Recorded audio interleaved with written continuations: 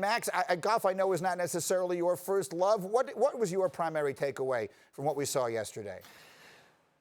Well, first I have to say that before I play the bad guy here, Mike, they raised $20 million. That's the important thing. They had a lot of fun, and people like you did too, and it exceeded expectations. And Brady, just when he was getting killed, comes up in the clutch, and it's competitive and all that. Oh, there's Tiger Woods, there's Tom Brady. I get it.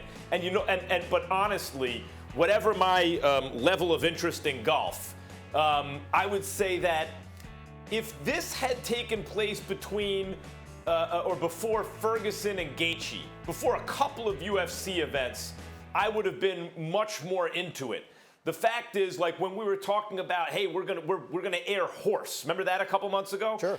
That was news. Anything to watch. Since then, we've actually seen real sporting events. This was not that. This was a celebrity party. And so I'm glad, Greeny, that you enjoyed it. It was not riveting for me. I enjoyed it very much. And I'm going to point out something that I think you will find interesting, and maybe riveting would be too strong a word. But I think we saw a little glimpse into the psychology of a great player like Tom Brady yesterday. Because what I tweeted when he was, listen, on the front nine, he was playing golf about as badly as the game can be played. And what I tweeted was, he's at that point in a golf round now where jokes are not funny. And all of us who play the game know what that feels like.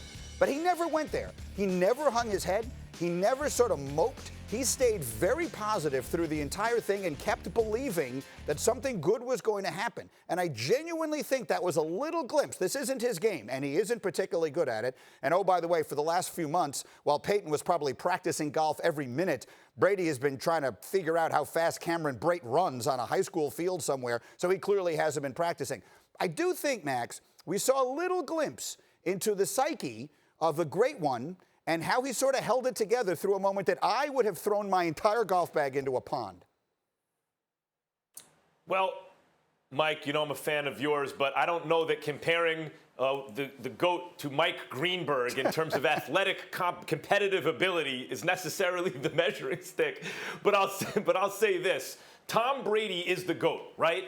And he is not, like when you watched him early in his career, you didn't get the sense you were watching Bird or Magic.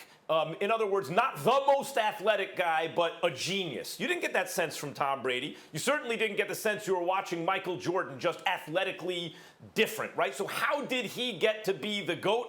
You nailed it. He has a different level of competitive seriousness, and I think you captured it when you said he believes something good is going to happen. He never stops believing that, and it's working for him. Yes, because I stopped believing not only that something good is going to happen for me when I play, I definitively didn't believe anything good was going to happen for him yesterday as I watched those first 6 holes, and then he pulls off the miracle.